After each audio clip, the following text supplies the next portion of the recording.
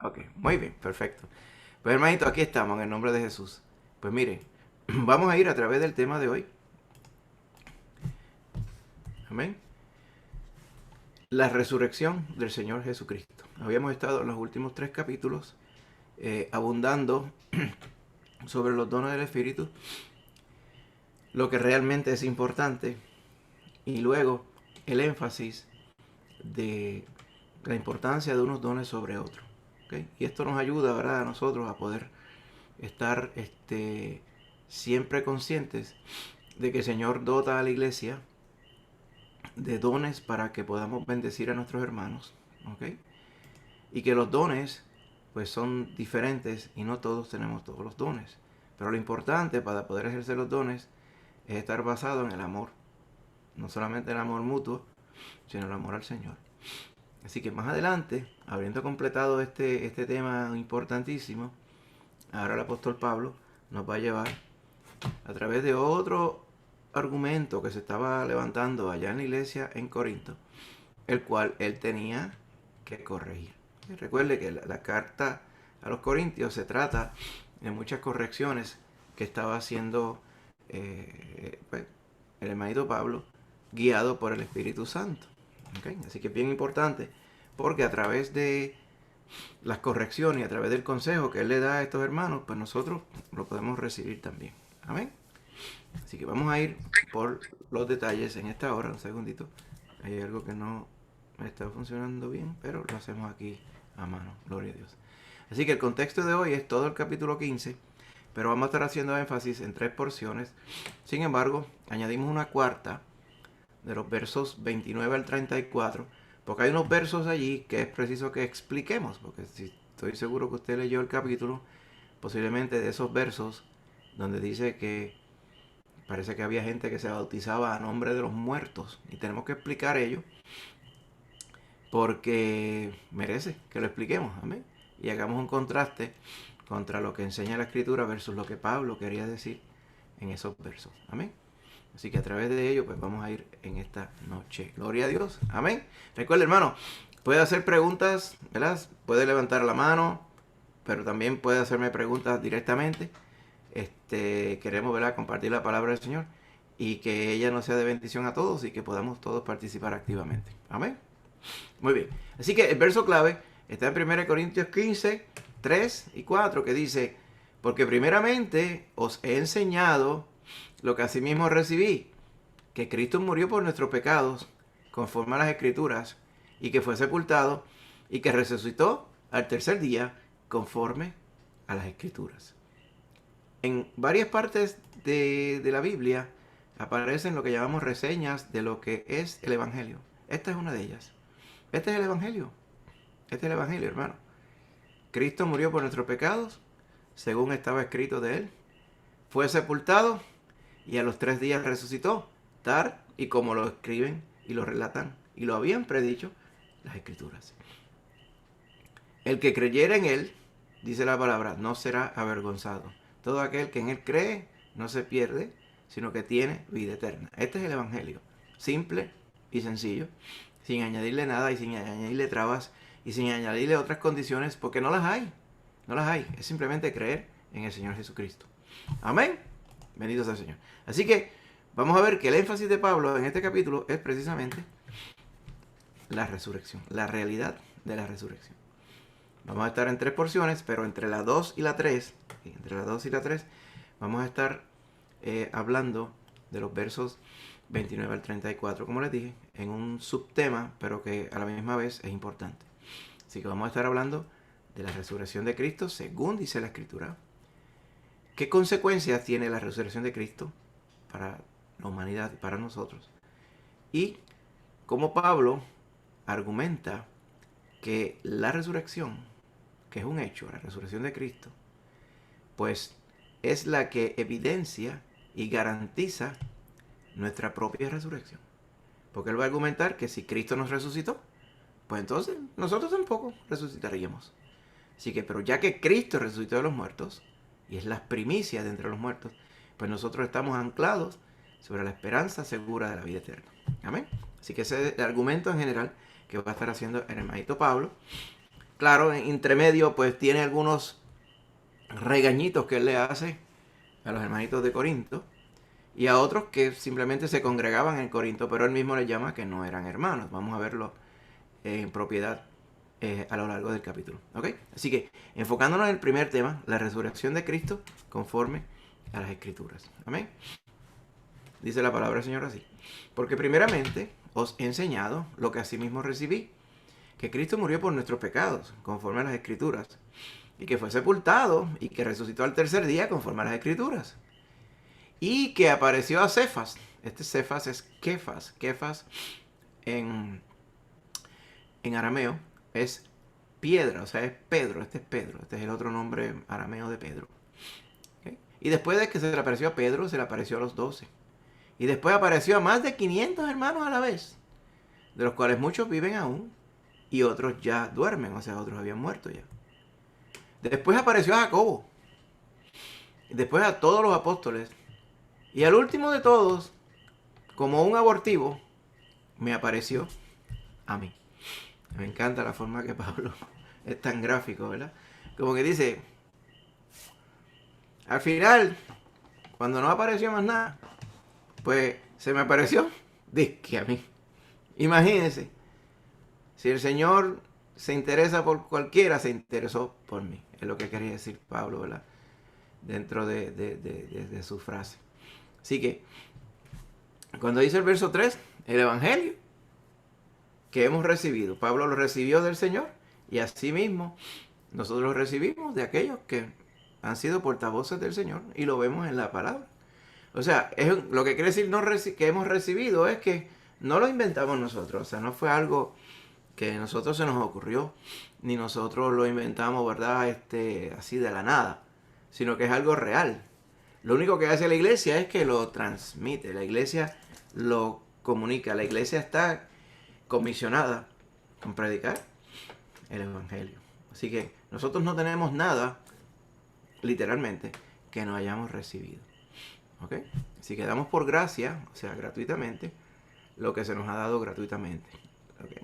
La verdad del Señor y su palabra de verdad que nos habla de Cristo nuestro Salvador. ¿Ok? Siguiendo más allá, ¿verdad? En los versos 5 al 8, como leímos. ¿Ok? ¿Cuáles son los testigos de esa resurrección? Porque leímos los versos clave, ¿verdad? Que nos dice claramente, ¿ok? Que el Señor murió, fue sepultado y resucitó según las Escrituras. ¿Quiénes fueron testigos de estas cosas?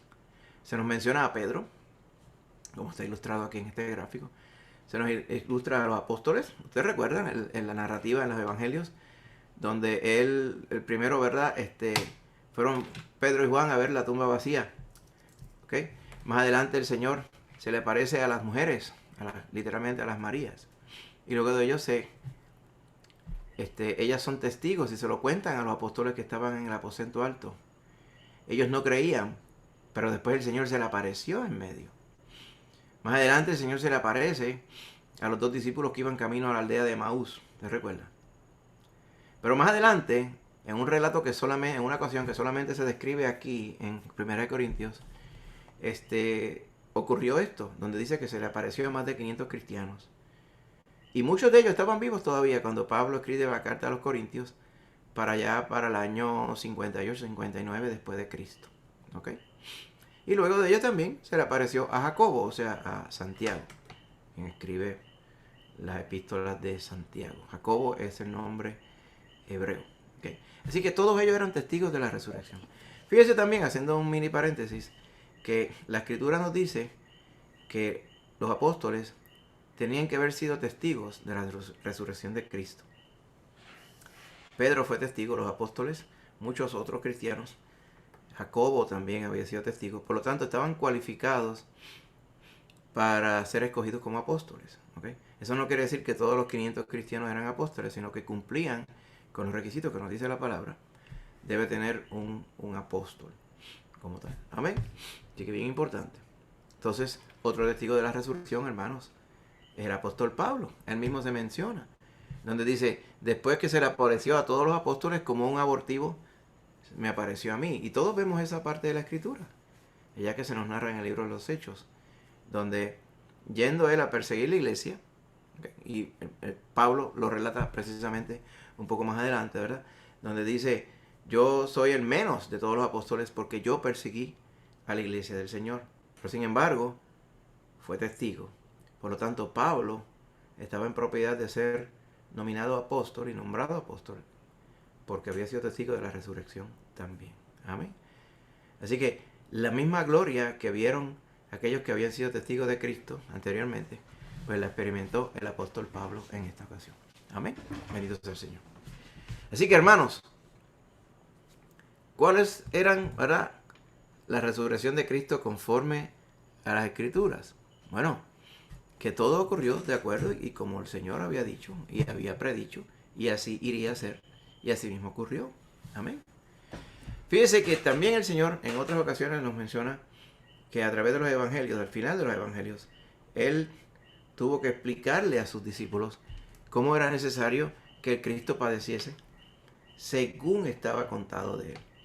En ocasión, cuando estaban en el aposento alto, Él mismo se lamentó acerca de Judas, diciendo, ciertamente el Hijo del Hombre, o sea, Él, tenía que ser entregado en manos de pecadores, pero ay de aquel por el cual Él es entregado, porque estaba escrito que alguien lo iba a traicionar. ¿Okay? Así que el Señor todo lo hizo de acuerdo a la Escritura como tal. Y la Escritura hablaba acerca de la muerte que tenía que ocurrir en el Salvador para después vencer la muerte, amén, y con ello conquistar la muerte para que nosotros también pudiéramos tener el mismo derecho que Él nos daría, amén. Así que en el nombre de Jesús, por eso es que es necesario. El hermano Josué el domingo pasado estaba explicando acerca del docetismo, ¿verdad?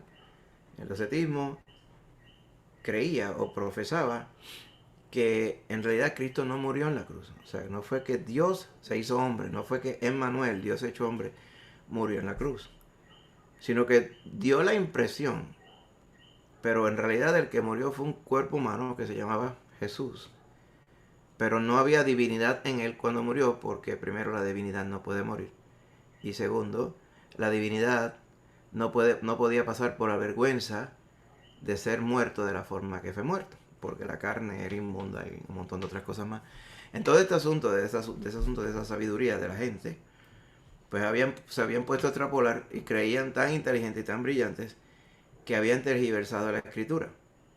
¿Okay? Precisamente el Señor había dicho que Él vendría y vendría a padecer, ¿okay?, por todos nosotros, y que al final de todo Él vería el fruto de su aflicción. De hecho, vamos a ir a la palabra del Señor un momento allá para que podamos ver todo esto. Amén. Vamos a ir un segundo aquí. Porque uno dice, oye, ¿y dónde es que dice, según las Escrituras, que el Cristo iba a padecer? ¿Y dónde se infiere que Él iba a poder ver el fruto de su muerte? Pues mira, se nos dice aquí claramente. Vamos a buscarlo aquí un momentito.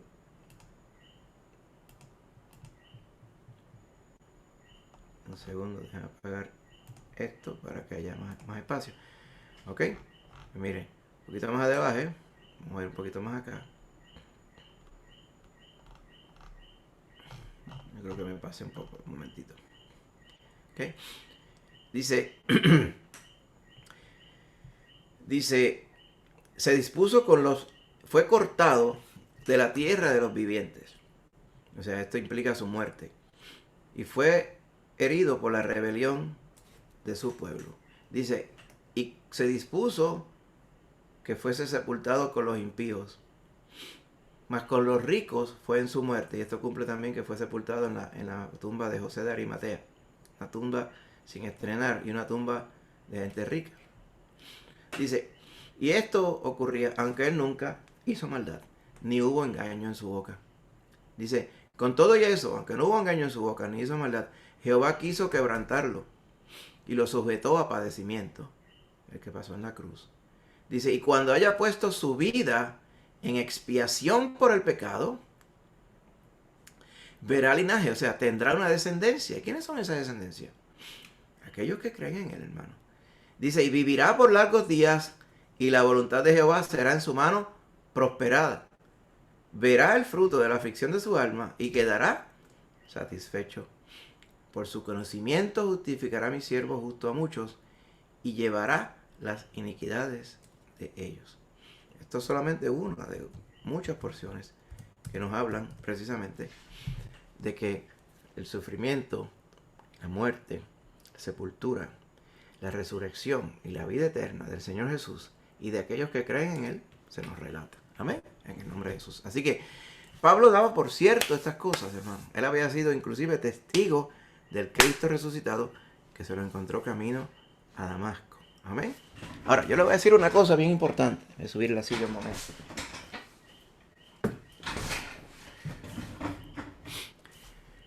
Muchas personas enfatizan en estos hechos reales y verídicos que nos narra la Escritura acerca de personas que fueron testigos oculares de la resurrección del Señor Jesús. Eso está muy bien. ¿Okay? Pero la verdadera gloria, hermano, se nos dice la Escritura, el mismo Señor Jesús la relató y dijo, bienaventurados los que no vieron y creyeron. Así que la bendición que nosotros tenemos, hermano, es mucho mayor que la que pudo haber tenido Pablo, la que pudo haber tenido Pedro, a pesar de que tuvieron una bendición inmensa de estar con el Señor. Pero la verdadera bendición, la verdadera gracia, dicho mismo por el Señor, somos aquellos que hemos creído y atestiguamos sin duda alguna que el Señor Jesús resucitó y que por su resurrección nosotros tenemos anclada nuestra vida eterna también. Todos aquellos que hemos puesto nuestra confianza en Cristo Jesús. Amén. Y esa es la verdadera bendición. Por eso es que la palabra dice que sin fe nosotros no podemos agradar a Dios. Porque lo que el Señor quiere, en lo que Él se agrada, es de salvarnos a todos. Es de que estemos en la gloria con Él. O sea, no tiene nada que ver. Y el propósito del Evangelio ciertamente no es tener una vida moral por tenerla. El Evangelio no es ser feliz por ser feliz. El Evangelio no es pues simplemente portarse bien y demás cosas. El Evangelio es que la vida eterna está en Jesucristo y todo aquel que cree en Él y que crea el Evangelio, como dice, que murió, fue sepultado y resucitó por nuestros pecados, la palabra dice que tiene vida eterna. Bendito sea el Señor. Así que por eso es que Pablo hacía tanto énfasis en este punto. Y él, como usted mira, lo decía claramente y sin duda alguna, escuetamente, sin dar mucho detalle, porque no había que dar tantos detalles, los detalles ya estaban dados y era claro. ¿Okay? La resurrección es fundamental, la resurrección es real y la resurrección es confirmada, la resurrección de Cristo. Ahora, ¿cuál es el siguiente punto entonces que nos hace Pablo? ¿Sí? Vamos a ir a esta porción ahora un momentito. ¿Qué representa o qué quiere decir que Cristo resucitó de los muertos? ¿Okay? Esa puede ser la parte importante. Ahora bien, si usted se fija, estamos yendo un poco más adelante de donde estábamos, ¿verdad? Porque terminamos con el verso 9 y ahora estamos en el verso 12. Pero vamos a ir un momentito para que usted pueda ver los versos que estamos, no estamos saltando, sino que estamos abreviando. De los versos 9 al 11, Pablo explica por qué él es un abortivo. Porque dice que él es el más pequeño de los apóstoles. Y por eso él no es digno de ser llamado apóstol. ¿Por qué? Porque persiguió a la iglesia de Dios. Dice, pero por la gracia de Dios soy lo que soy. Y su gracia no ha sido en vano conmigo. Y dice, antes he trabajado más que todos ellos, refiriéndose a quienes, a los apóstoles. Pero no yo, sino la gracia de Dios conmigo. Porque o sea yo o sean ellos, así predicamos y así habéis creído. En esto, hermano, cualquiera persona en Puerto Rico diría, ay, ahí está Pablo y se las está echando. Y Pablo no se las está echando. Es que es la verdad, hermano. Mire, por ejemplo, solamente mire el Nuevo Testamento. Mire, por ejemplo, toda la inspiración que Dios le dio a Pablo versus la inspiración que le dio a Pedro y a otros apóstoles. O sea, Dios evidentemente usó a Pablo para abundar en el evangelio que se iba a regar por todo el mundo.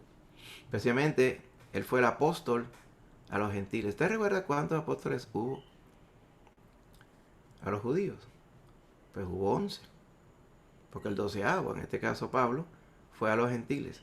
Mas, sin embargo, usted puede ver la obra patente que hizo el Señor a través de Pablo, solamente por sus escritos, y cuando usted lee también el libro de los Hechos. ¿Ok? Así que todo esto que dice Pablo es verdad. Ahora, si vamos entonces a la siguiente porción, ¿cuáles son las consecuencias de la resurrección de Cristo? ¿Ok? Primera de Corintios 15:12. Dice, pero si se predica de Cristo, que resucitó de los muertos, ¿cómo dicen algunos entre vosotros que no hay resurrección de muertos? Porque si no hay resurrección de muertos, tampoco Cristo resucitó. Y si Cristo no resucitó, vana es entonces nuestra predicación, vana es también nuestra fe. Y si somos hallados falsos testigos de Dios, ¿por qué? Porque estuviéramos diciendo que resucitó y no resucitó nada, si eso fuera cierto. Entonces hemos testificado de Dios que Él resucitó a Cristo, el cual no resucitó. Pablo está hablando hipotéticamente. Si en verdad los muertos no resucitan. Porque si los muertos no resucitan, pues claro está, Cristo tampoco resucitó, diría él. Y si Cristo no resucitó, vuestra fe es vana. Aún estáis en vuestros pecados. Entonces también los que durmieron en Cristo perecieron. Si en esta vida solamente esperamos en Cristo, o sea, en el Cristo que no resucitó, somos los más dignos de conmiseración de todos los hombres. Más ahora Cristo ha resucitado de los muertos. Primicias de los que durmieron es hecho. Porque por cuanto la muerte entró por un hombre, así también por un hombre a la resurrección de los muertos. Esto es lo que Pablo argumenta en el capítulo 5 de Romanos. El primer Adán y el postrer Adán. Por el primer Adán entró la muerte y por el postrer Adán, o sea, Jesús, vino la vida eterna. Amén. Dice, porque así como en Adán todos mueren, precisamente, también en Cristo Jesús todos serán vivificados. Pero cada uno en su debido orden.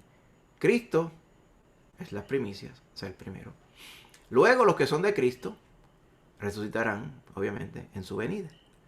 Luego al fin, cuando entregue el reino a Dios y Padre, cuando haya suprimido todo dominio, toda autoridad y toda potencia, porque preciso es que Él reine hasta que haya puesto a todos sus enemigos por debajo de sus pies. Y el postrer enemigo que será destruido es la muerte. Si usted recuerda, hermano, muchas veces que hemos leído capítulo 20 de Apocalipsis, versos 15 en adelante, esto es una paráfrasis de los detalles que están escritos allí también. Si usted se fija, y vamos a ir al detalle ya mismo, pero mira aquí. Dice, no solamente es que es real, o sea, no solamente es que la resurrección es fundamental de la fe cristiana. Dice, no hubiera fe cristiana si no hay resurrección. Y dice, es tan fundamental que no solamente Cristo fue el primero, sino que los que son de Cristo van a resucitar también cuando Cristo venga a buscarlos. Y luego al fin, el fin del tiempo, va a haber otra resurrección más. ¿Cuándo? Cuando Cristo entregue el reino, o sea, entregue los reinos de este mundo a Dios y Padre. Eso es lo que se nos narra en el capítulo 7 de Apocalipsis. Y aquí los reinos de este mundo han pedido ser reinos del Señor, y Él reinará por los siglos de los siglos. Y dice que para ese tiempo el Señor habrá suprimido todo dominio, toda autoridad y potencia. Porque es preciso que Él reine hasta que haya puesto a todos sus enemigos por debajo de sus pies. Se refiere al milenio. Dice que Él regirá las naciones con vara de hierro. Y muchos le obedecerán de buena gana, los que son de Cristo. Otros no. Pero le hagan de buena gana o no, todo el mundo tendrá que doblar rodilla ante el Señor. Pero dice que al final del milenio, los muertos resucitaron. Esta es la segunda resurrección, en la que se refiere aquí. Así que van a resucitar aquellos que van a ir a la vida eterna. Amén. Y van a resucitar también aquellos que van a ir a condenación eterna. Dice que una vez, ¿verdad?, fueron lanzados la muerte, el Hades, el falso profeta y la bestia al lago de fuego. Entonces, el que no estaba inscrito en el libro de la vida fue lanzado al lago de fuego. Amén. Entonces, un segundo, déjeme ver, creo que hay alguien que está... Mi mamá está tratando de entrar, un segundito. Pero no veo aquí... es que no veo el que esté tratando de ser admitida, es lo que pasa. Déjame ver si lo puedo lograr. Un momentito, espérese. Porque si te dijera admit, entonces yo lo vería. Un segundito, hermanito. A ver, un momento.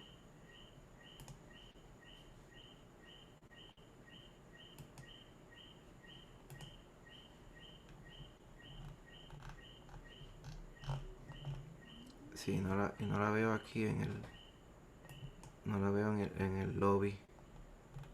Ok, vamos a intentar si,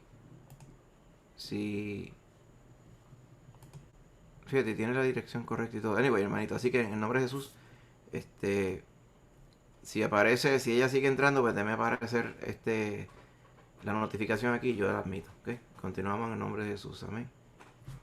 Muy bien, hermanos. Así que vamos a la explicación breve de estos versos, ¿ok? Como dije, la fe en la resurrección de Jesús es esencial. ¿Ok? Ahora sí, mírala aquí. Ahora está admitida. Así que la resurrección demuestra que la verdad es más fuerte que la falsedad. Amén. La verdad es más fuerte que la falsedad. Así que simplemente, ¿por qué decimos esto, hermano? ¿Y por qué la palabra del Señor lo declara así? Porque es bien fácil decir, todo el mundo se muere y todo el mundo se muere y se queda muerto. Pero cuando todo va en contra de la naturaleza, porque el Señor lo ha dispuesto así, y porque el Señor en realidad está revolviendo las cosas, o sea, regresando todo a como Él lo creó. Él creó eternidad. Dice que Él puso eternidad en nuestro corazón.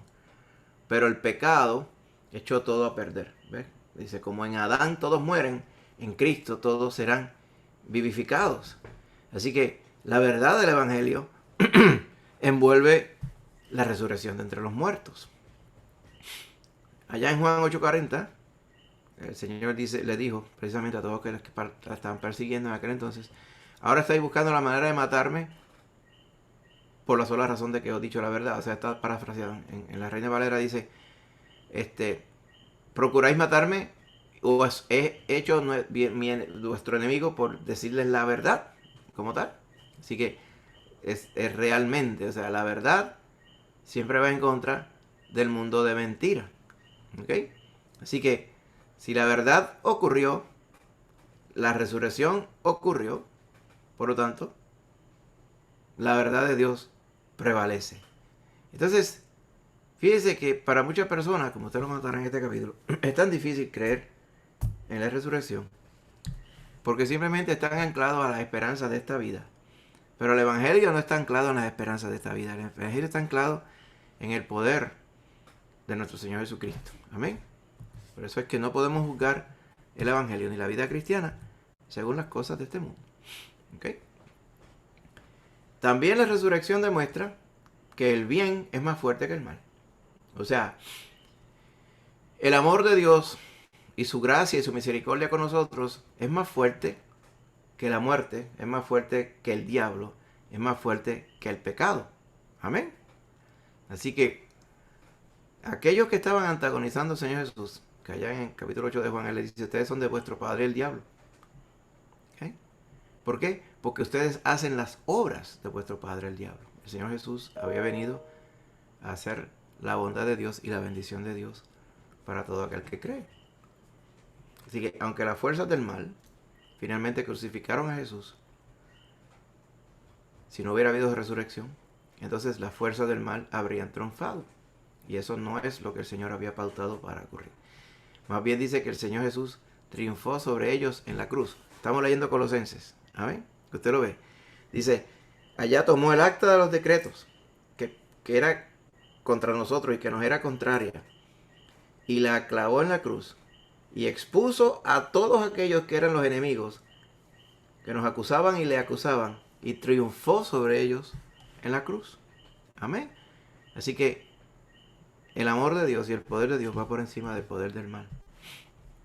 Otra cosa que demuestra la resurrección es que el amor, como estamos diciendo, es más fuerte que el odio.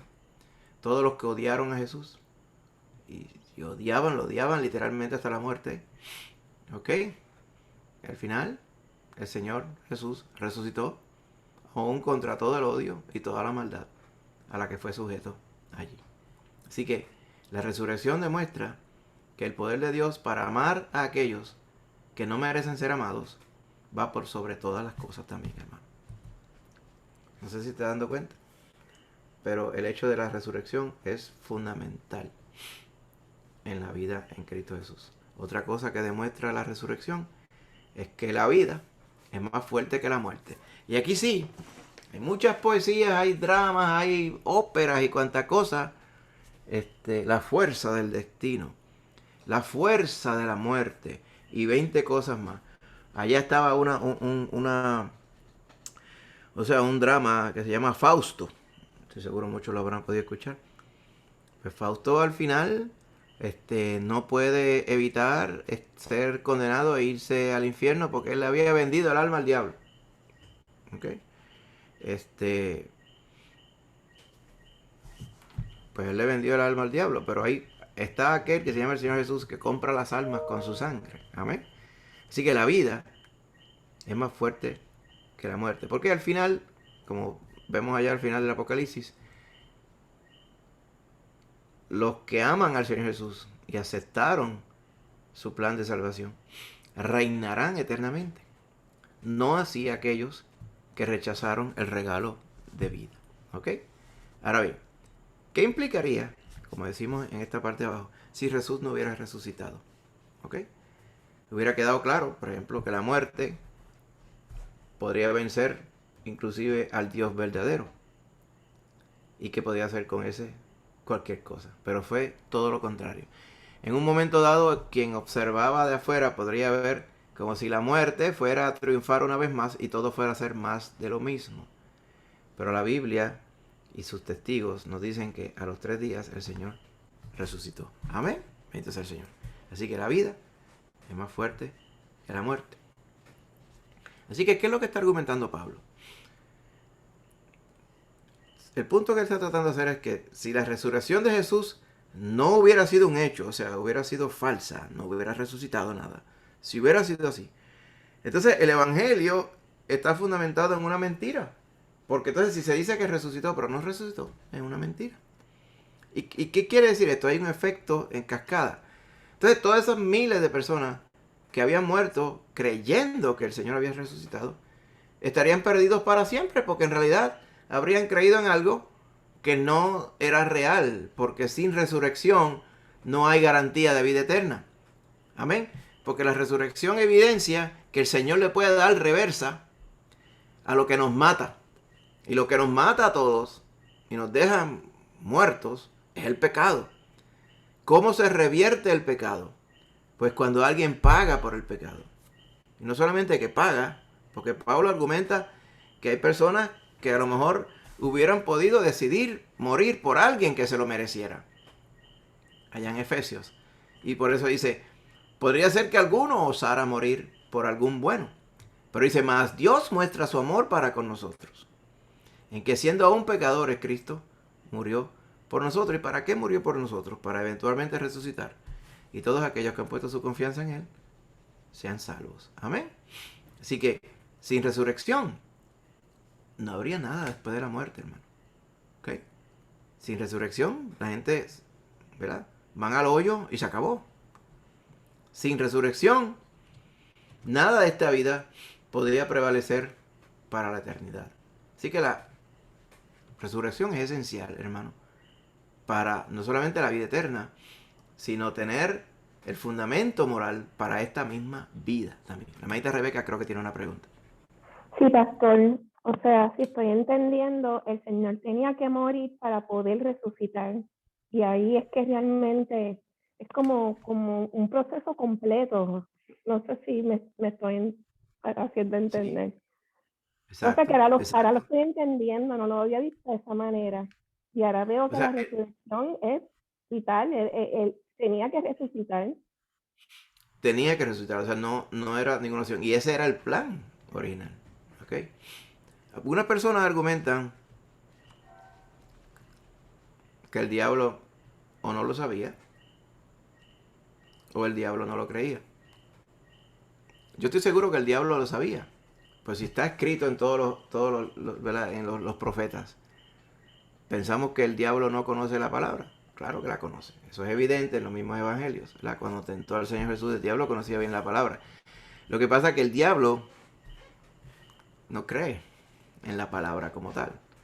Y estoy seguro que cuando leía acerca de que el siervo del Señor iría a resucitar y vería el fruto de su sufrimiento, aún con todo eso, basado en su necedad, él siguió para adelante con el plan de tergiversar exactamente lo que decían las escrituras. Pero ahí se demuestra también que con todo, como dijimos, contra todo odio y contra todo plan de diablo, el Señor iría a resucitar. Amén, en el nombre de Jesús. La maita de Rosana también tiene una pregunta. Sin la resurrección del Señor, pues nosotros todos hubiésemos ido directo a la condenación, porque Él pagó el precio. Si no, tendríamos que pagar nosotros mismos.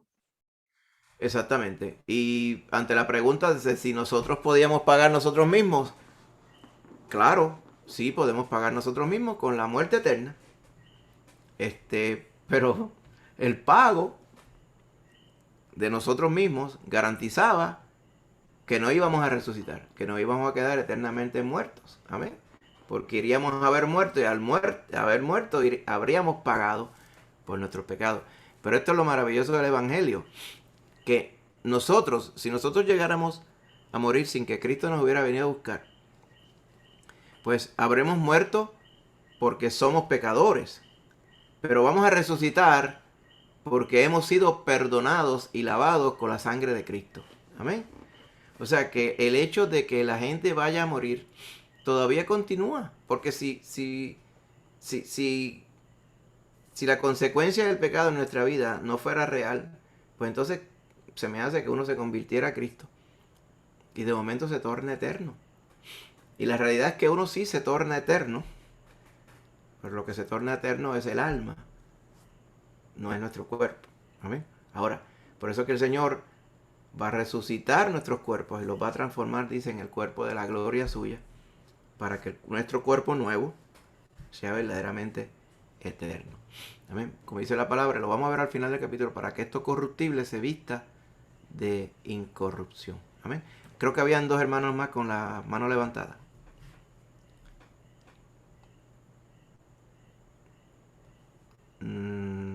Ok. Posiblemente no, es que vi que habían dos hermanos con raised hands, así que presumo que hubieran sido entonces Rebeca y Rosana. Muy bien, perfecto. ¿Contesté su pregunta? Sí, ok, muy bien, perfecto. Así que, si no hay resurrección, no hay eternidad, no hay razón para nada. Como él diría más adelante, comamos y bebamos, que mañana moriremos. Vamos a llegar a esa parte también, para ver cómo era que algunas personas pensaban. ¿Sabes? Las consecuencias, entonces, si resumimos, las consecuencias de la resurrección de Cristo. ¿Qué consecuencias trae? Primero, que propicia la resurrección de todo el mundo. Porque usted sabe que aún los condenados van a resucitar. O sea, hasta allá llega el poder del Señor Jesús. Que aún los que han muerto en su pecado van a ser resucitados, obviamente, para ser condenados eternamente. Eso es lo que se nos narra ya, como le dije en Apocalipsis, también Apocalipsis capítulo 20, versos 15 en adelante. Y también se nos dice aquí en los versículos 20 al 22 que leímos. ¿Okay? Así que tanto la muerte como la resurrección llegan a la raza humana por medio de Adán. Todos los que están en Adán, o sea, los que están en la carne, o sea, que dependen de su carne, mueren. Pero los que estamos en Cristo, recibimos la vida eterna que Cristo nos da. Así que todo aquel que quiera resucitar para vida eterna, lo que tiene que hacer es poner su confianza en el Señor Jesús. Amén. ¿Qué otra consecuencia tiene? Bueno, todo se evidencia, ¿verdad? Que todos van a experimentar, ¿verdad? De acuerdo a un orden establecido. O sea, todo el mundo va a poder contar acerca de la resurrección. ¿Ok? ¿Cómo nosotros podemos decir que vamos a poder contar con la resurrección? Bueno, desde el punto de vista nuestro, nosotros, pues vamos a resucitar para vida eterna. ¿Okay? Hay otros que van a resucitar, pero van a resucitar para condenación eterna. La Biblia nos habla de una primera resurrección, que es la resurrección de vida, y una segunda resurrección, que es la resurrección de condenación. ¿Ok? Y entonces Pablo procede a detallar lo mismo que estábamos reseñando cuando leímos los versos. Dice que el Señor resucitó primero, ¿ok? Que se llama las primicias. De hecho, las primicias es la tercera fiesta dentro de todas las fiestas judías que se indicaban en el libro de Levítico. Ya mismo estarán llegando a esos capítulos.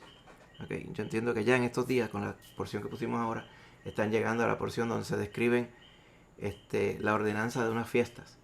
Y entre ellas está los panes sin levadura, la Pascua y las primicias. ¿Okay? Las primicias es la fiesta que menciona Pablo. Dice, Cristo es las primicias. Como que dice, los primeros frutos. En inglés lo traducen como first fruits, o sea, los primeros frutos. ¿Cuáles son los primeros frutos? Pues el primer fruto, el cual se celebra y el cual se le da gloria al Señor por él. Y se refiere a la fiesta de las cosechas, pero aquí no está hablando de cosechas, solamente está hablando del primer fruto de resurrección, que en este caso fue el Señor Jesús. Y él resucitó ese domingo cuando se celebraba la fiesta de las primicias. Así que el Señor va primero, porque si el Señor no hubiera resucitado primero, pues no habían segundos ni terceros, ¿sabes? Así que tenía que ser primero. Pero después va a haber una primera resurrección. Y esos van a ser los salvos del Señor de todas las épocas. ¿Okay? Todos van a resucitar. ¿Okay? Así que, ¿quiénes están incluidos aquí? En esta resurrección, ¿okay? Van a ver los que participan también del arrebatamiento del Señor Jesús, cuando el Señor viene a buscar su iglesia. Porque dice que no todos dormirán, o sea, no todos morirán, pero todos serán transformados, que es lo mismo.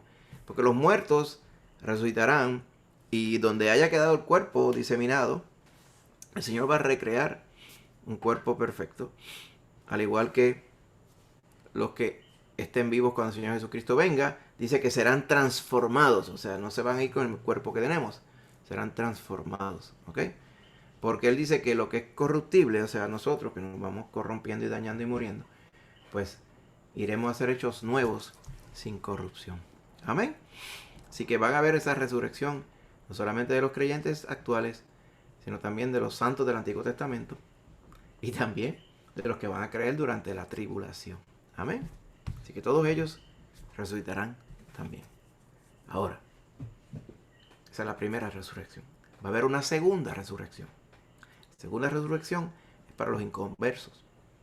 Después del milenio, dice, cuando el Señor ponga a sus enemigos por estrado de sus pies, dice, va a haber una segunda resurrección para simplemente recibir su castigo. ¿Ok? Así que el resto de la raza humana que no haya sido resucitado para gloria con el Señor hasta ese momento, va a resucitar.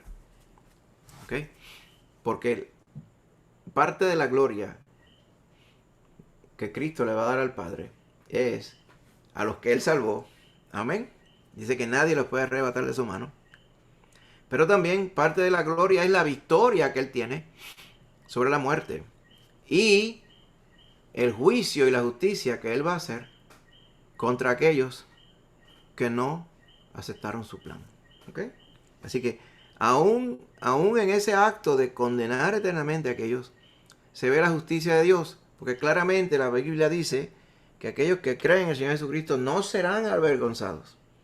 Como serán avergonzados aquellos que irán al lago de fuego eterno después de haber sido resucitados para su juicio.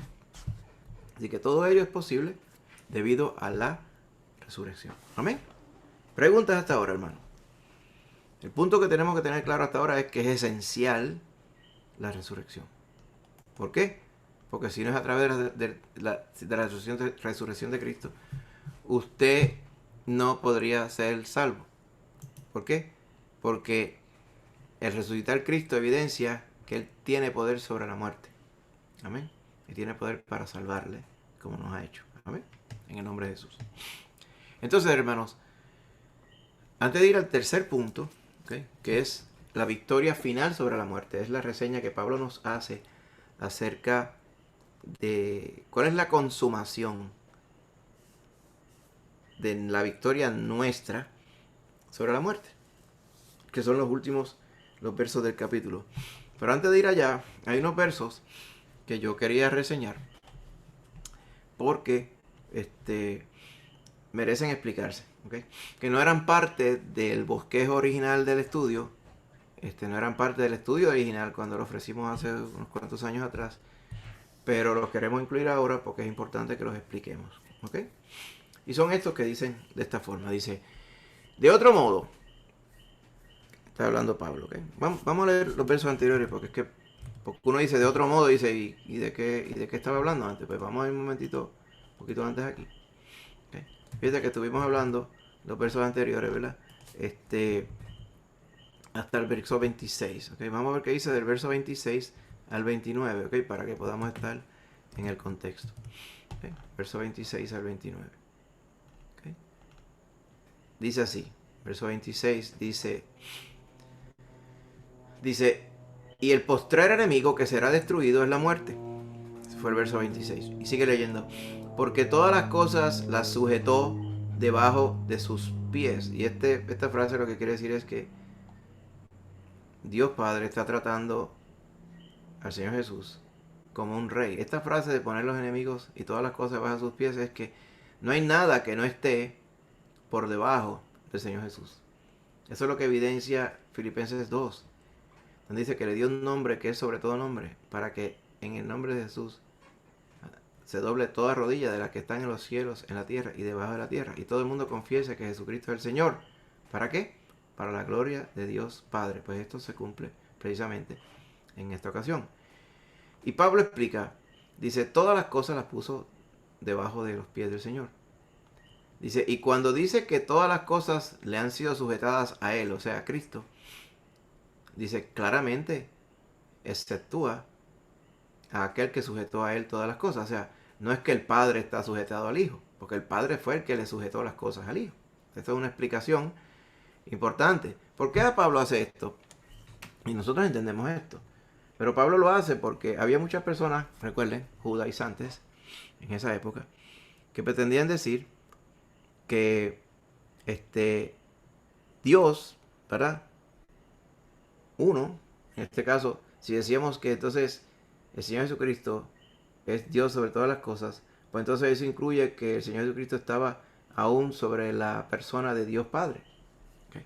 Cuando la realidad es que el misterio de la divinidad del Señor siempre se ha visto en la Escritura manifestado de tres formas: Padre, Hijo, Espíritu Santo. ¿Okay? Es cierto que no existe la palabra Trinidad, pero la presencia de Dios se manifiesta siempre, y usted lo ve a través de toda la Escritura, y de hecho cuando vayamos siguiendo leyendo a través de toda la Biblia, usted se va a dar cuenta cuántas ocasiones es evidente la manifestación de las tres personas con las cuales el Señor, nuestro Dios, se ha comunicado con nosotros. Así que en este caso lo que está diciendo es, el que comisionó al Señor Jesús a dar su vida por los pecadores fue Dios el Padre. Que alguien, y podamos decir con toda cabalidad, que es el mismo Dios manifestado en tres personas, es cierto. Pero para que nosotros podamos entender quién comisionó al Señor Jesús a morir por nosotros fue Dios el Padre. Y el Señor Jesús fue obediente. Por eso es lo que Pablo está diciendo aquí. Y no es un tecnicismo ni es un detallito, es algo importante. Porque hay una cuestión de orden. Recuerde que el Señor Jesucristo fue hecho Señor de todas las cosas porque Él se humilló hasta lo sumo y se hizo siervo de todos. No solamente del Padre, sino siervo hasta de nosotros. ¿Okay? Esa parte es esencial e importante. Por eso es que el Señor dice, a través de Pablo, tengamos siempre el mismo sentir que hubo en Cristo Jesús. Amén. Bien importante. Así que Pablo dice, claro, el Padre no está sujeto al Señor.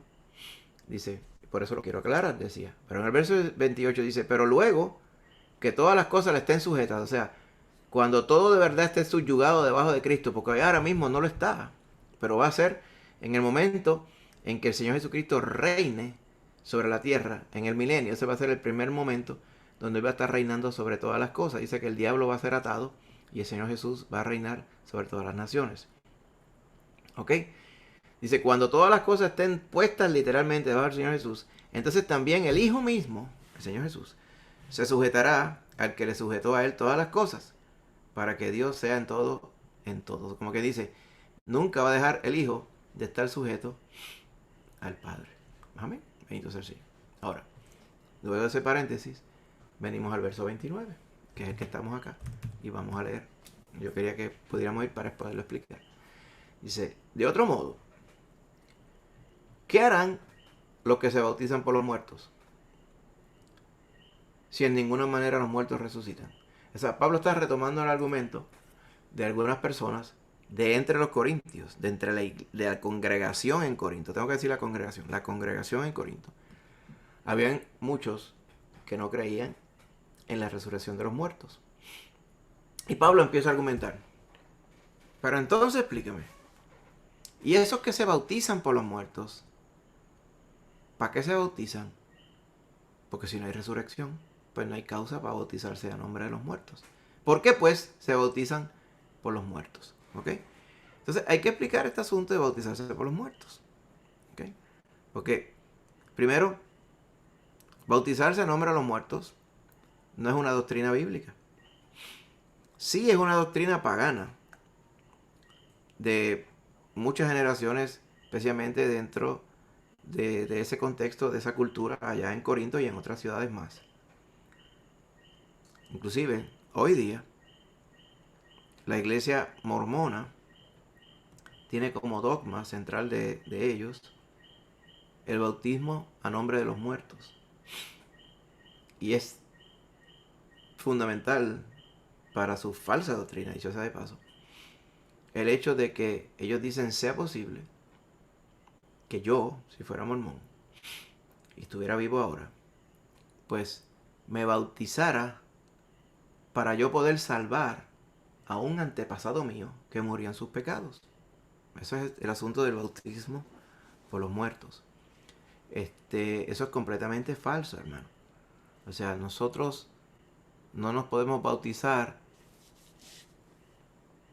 para pasarle salvación a otra persona. La Biblia dice claramente, está dispuesto que los hombres mueran una sola vez y después de esto el juicio. O sea, mueren una vez y si mueren en pecado, van a irle a darle cara al Señor en la segunda resurrección. No hay nada que algún viviente pueda hacer por ellos. Usted recuerda la parábola de el rico y Lázaro. El rico, cuando se encontró en el lugar de tormento, le rogaba a Abraham que le permitiera a Lázaro venir y aliviarle su tormento. Y cuando no se pudo, pues le dijo, pues entonces envíalo a que le predique a mis hermanos, pues yo no quiero que vengan a este lugar de tormento. Y Abraham le dice, pero es que no se puede cruzar allá. Además, allá tienen a Moisés y a los profetas, o sea, tienen la palabra. Que oigan a los Moisés y los profetas. Dice, no, es que yo estoy seguro que ellos todos van a creer cuando vean que alguien se levantó de los muertos. Cuando vean a Lázaro que se levantó de los muertos y le fue a predicar, yo estoy seguro que todos mis hermanos se convierten, Abraham. Abraham le dice, sin embargo, yo estoy seguro que si no le creen a Moisés y a los profetas, tampoco van a creer si alguien se levante de los muertos. Y eso fue lo que literalmente ocurrió cuando el Señor Jesús se levantó de los muertos. Fíjese la evidencia de cuántos le vieron, pero aún así, muchísimos no creyeron en Él, aún viendo la evidencia de que Cristo se había levantado de los muertos. Así que, ni aun con muertos salga, la gente va a confiar de que hay una resurrección. Ahora, volviendo a este tema, ¿qué quiere decir Pablo con bautizarse por los muertos? Que este es uno de los versículos que, si usted busca referencias, comentarios, otras cosas, es un versículo complicado, difícil, porque parecería decir que Pablo está dando por aceptable el bautizarse por los muertos. Pero recuerden que lo que Pablo está haciendo aquí es un argumento, usando un ejemplo de algo que no está bien, pero que algunas personas parece que creen que está bien. ¿Ok? Es como si, por ejemplo, si yo no creyera en el Evangelio como es, pero fuera miembro de la congregación de Corinto, lo cual es completamente posible, porque ustedes recuerdan aquel otro adúltero que estaba en capítulo 5, era miembro de la congregación de Corinto, pero estoy seguro que ese varón no era salvo. si estaba viviendo en pecado. ¿Me entiendes? Y es posible que dentro de esa congregación hubieran un montón que hubieran adquirido estas prácticas, ¿verdad? De su comunidad. Entonces estuvieran bautizándose a nombre de los muertos. ¿Sí? Inclusive es posible, y es lo que yo creo, que Pablo está mencionando aquí, una práctica que no es correcta, inclusive de algunos creyentes, ¿ok? Que simplemente eran movidos a bautizarse por aquellos creyentes que habían muerto, o sea, debido al testimonio de los creyentes que habían muerto. ¿Ok? Y esa es otra forma de entender este verso, y esta es la forma, después de analizarlo mucho y dar vuelta para atrás y para adelante, yo creo que es la forma correcta. Que lo que quiere decir Pablo es, mira, sabemos que hay unos que se bautizan a nombre de los muertos, pero eso está mal. Pero lo que quiere decir Pablo aquí es, mira, podrían haber creyentes que son animados a bautizarse, o sea, a obedecer al Señor en el bautismo, en honor de otros creyentes que ya han muerto, pero que se bautizaron también. Y así que es posible, ¿verdad?, interpretarlo de esa forma. Pero cualquiera que sea la interpretación correcta, lo que está tratando de decir Pablo aquí es que si hay personas que dependen de la resurrección para basar su vida y su seguridad eterna, y resulta que la resurrección no es real, pues entonces no tienen ninguna seguridad. Es el mismo argumento que estaba haciendo al principio, en los primeros versos, donde él decía que si Cristo no hubiera resucitado, pues entonces fuéramos los más dignos de pena entre todos los hombres. Entonces, más abajo, hermano, para que usted vea que ese es el argumento que Pablo está haciendo aquí. Vamos a seguir un poquito más adelante. ¿Ok? Y estos versos, aquí en esta porción está explicado lo que le acabo de parafrasear de ese primer verso 29. Pero en el verso 30 y 31 dice, os digo, dice, hermano, ¿y por qué nosotros peligramos a toda hora? O sea, ¿por qué nosotros nos atrevemos a exponer nuestra vida a todas horas? Dice, yo les aseguro, hermano, sigue diciendo que para la gloria de vosotros que tengo en nuestro Señor Jesucristo, que cada día yo muero. Como que dice, yo arriesgo mi vida todos los días. ¿Por qué usted cree que yo arriesgo mi vida todos los días? ¿Ok? ¿Por qué? Porque yo sé, dice Pablo, está tratando de decir, que después de la muerte, ¿verdad?, yo voy a tener mi recompensa y voy a tener mi gozo eterno. Si yo no tuviera seguridad de esas cosas, yo no estaría arriesgando mi vida para morirme. ¿Me entiendes? Porque me muero y me chavé. Dice, pues, pero como yo sé que no va a ser así, pues yo estoy dispuesto a arriesgar mi vida, porque él mismo lo diría, con Cristo, irme con Cristo es mucho mejor, como él argumentaba en Filipenses. Amén. Así que ese es el argumento que Pablo está haciendo en pro de la resurrección. Ahí en el verso 32 dice que yo en Éfeso batallé contra fieras. Y si yo batallé contra fieras, ¿de qué me vale luchar contra fieras si no hay resurrección? Obviamente, contra fieras, no sé si está diciendo literalmente fieras, pero aquí podría ser, ¿verdad?, algo metafórico, quizás llamándole fieras a todos aquellos que se alborotaron en Éfeso. ¿Te acuerdas en Éfeso? Cuando Demetrio y los artífices que hacían los templitos de Diana de plata acusaron a Pablo de que debido a la predicación de Pablo, la gente no creía en Diana y no estaba pudiendo vender los templitos, que no estaba vendiendo los souvenirs y se le estaba yendo el negocio. Se formó una turba, y en esa turba la cosa se vio bien fea. ¿Okay? Que el tribuno tuvo que mandar dice que la gente estaba loca, y ni aún el tribuno pudo controlarlos por 2 horas y al final los convenció. Supongo que a eso se refería. Dice, ¿cómo yo voy a estar exponiendo mi vida ante esa turba a menos que yo estuviera seguro que mi vida eterna está asegurada? Amén. Sí, el argumento, o sea que Pablo está poniendo otra vez el ejemplo de su vida como una evidencia de que él cree en algo que está garantizado. ¿Ok? Entonces sigue diciendo, dice, si los muertos no resucitan, pues comamos y bebamos. que mañana moriremos. Como que dice, baile, botella y baraja, porque vamos a disfrutar de esta vida, porque esta vida solamente es una, ¿verdad? Y como dice el Gran Combo, y si no reencarno nada, ¿ah? Esta vida yo la gozo, aunque hayan 20 más. Y si me quedo por allá, ¿ah? Pues ese tipo de pensamiento, por más jocosa que parezca la canción, es una tragedia, porque las personas que no creen en Cristo no tienen esperanza de vida eterna. La vida de Pablo evidencia no solamente que él confiaba en Cristo, sino que él estaba claro de que hay una resurrección, porque él pudo ver al Cristo resucitado. La manita luz.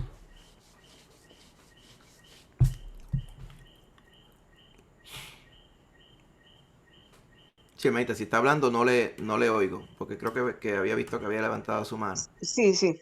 Ok, amén. Quería preguntar a qué se refiere cuando dicen tribuno. Oh, el tribuno era un oficial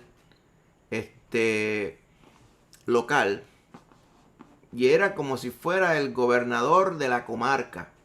Y era aquel que estaba puesto no solamente como gobernador, sino que también estaba en la posición de juzgar. Se llama el tribuno porque se paraba literalmente sobre un tribunal. Y la gente iba a él para los casos mayores, claro está, ¿verdad? Para ser juzgados.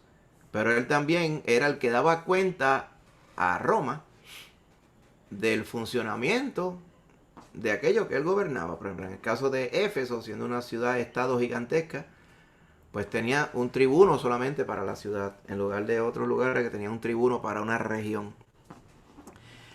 Y por eso que se llama tribuno, como trae una posición político-legal, ¿verdad? Del Imperio Romano en aquellos tiempos. Pero tenía que ser judío, podía ser romano. No, bueno, el tribuno tenía que ser ciudadano romano. No necesariamente tenía que haber nacido romano, porque inclusive muchas personas tenían posiciones y habían podido comprar la ciudadanía romana. Pero sí tenía que ser ciudadano romano. Típicamente pasa que los tribunos de aquellos tiempos pues, eran personas locales, eran ciudadanos romanos como tal, porque habían nacido en alguna comarca romana y tenían ascendencia de algún pariente, ¿verdad? De un padre o una madre que hubieran sido romanos como tal. ¿Ok? Pero el Porque, tribuno era una posición. El tribuno no era creyente, este tribuno que estamos hablando aquí en Éfeso, era simplemente un oficial, porque ¿verdad? Miembro del gobierno. Ujú, me parece que en el Evangelio de Juan ujú. es el único evangelio que dice de la gente que va a, a arrestar al Señor. Y habla algo del tribuno, estoy buscando aquí en 18. En el Evangelio de Juan. Sí, en el Evangelio de Juan, cuando arrestan Podemos hacer a nuestro una Señor. búsqueda rapidito aquí. No estoy seguro si le llamaba tribuno allá en el Evangelio de Juan, pero podemos hacer una búsqueda rápido y lo averiguamos enseguida aquí. En el 12, o el 18-12. 18:12, sí, aquí lo menciona, míralo aquí. Entonces la compañía de soldados, el tribuno, va viendo, ve, este es el tribuno, y los alguaciles de los judíos prendieron a Jesús y le ataron. En el caso de Jerusalén, este tribuno era el que estaba debajo de Pilato. Acuérdense que Herodes era el rey de embuste que estaba en aquel tiempo, que era simplemente dejado gobernar por los romanos. Los que mandaban eran los romanos. Pilato era el gobernador, estaba por encima, porque era la comarca completa de Judea, va viendo, que era parte de la cual Jerusalén era parte. Pero entonces estaba el tribuno de la ciudad. ¿Ves? Este es un ejemplo de cuando el sitio era de mucha más envergadura, pues había un tribuno. ¿Ves? Y este tribuno es un oficial romano. ¿Okay? Estos soldados, ¿verdad? Romanos, estaba el tribuno romano también, y estos alguaciles eran de los judíos, o sea, de los que trabajaban en el templo como tal. ¿Okay? Así que aquí se ilustra que fueron tanto romanos como judíos los que fueron a arrestar a ¿Verdad? Jesús. Ese tribuno, esa misma posición es la misma que estaba allá en Éfeso. ¿Sí? Que estaba viendo que es el único evangelio que Mm. los incluye, porque los demás como que deben entender que eran los judíos. Pero en Sí, este sí, sí, caso, claro, como que claro, exacto, sí. participaron también los romanos. Es cierto, es cierto. La realidad es que entonces cuando usted ensambla, ¿verdad? El relato del arresto del Señor Jesús, usted puede ver que estaban envueltos todos. O sea, cuando hablamos de aquellos que habían volcado su odio contra el Señor, pues estaban los romanos, pero estaban los judíos también. Y cada cual hizo su función como tal. Ujú. Pero es así, en nombre de Jesús, muy cierto, muy cierto. Así que diría aquel que no cree en la resurrección, comamos y bebamos porque mañana moriremos. Pero la realidad es que la Biblia, sí, si la gente come y bebe, muere y se muere sin Cristo, al final va a resucitar para condenación. ¿Ok? Entonces los versos 33 y 34, que dice, no erréis, las malas conversaciones, literalmente las malas compañías, corrompen las buenas costumbres. ¿Ok? Velad debidamente y no pequéis, porque algunos no conocen a Dios. Para vergüenza vuestra lo digo. Sí, creo que está diciendo Pablo es, pues mire, lo que sucede en la congregación de Corinto es que hay personas que no creen en el Evangelio y se han puesto a regar falsa doctrina acerca de que la resurrección es una imposibilidad. Y son tan torpes que no se dan cuenta que pretenden ser creyentes sin creer en la resurrección. Y esto es imposible. O sea, uno no puede ser creyente en Cristo si no cree en Cristo. Porque la Biblia nos dice, y él mismo lo relató, que él dice, yo soy la resurrección y la vida. El que cree en mí, le dijo él a María, la hermana de Lázaro, aunque esté muerto, vivirá. Así que para creer en el Señor Jesús, creemos que Él resucitó. Es fundamental. Sin embargo, en Corinto habían personas que decían que eran cristianos, pero no creían en la resurrección. En la religión judía, habían unos, eran los saduceos, eran los de la clase de los sacerdotes, imagínense, que decían que creían en el Dios verdadero, pero no creían en la resurrección.